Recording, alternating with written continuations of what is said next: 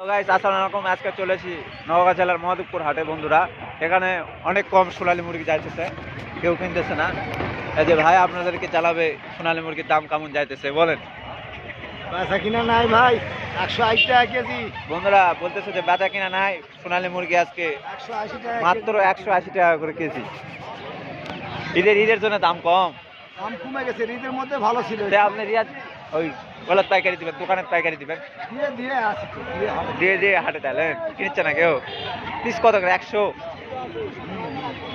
টাকা করে পিস সোনালী মুরগি।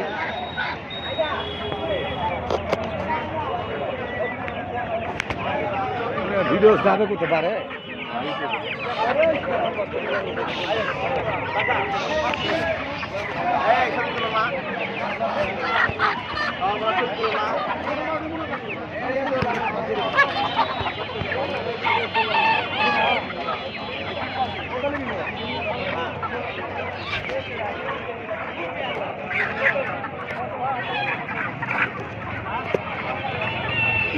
ক্যামেরার কোয়ালিটি এত খারাপ।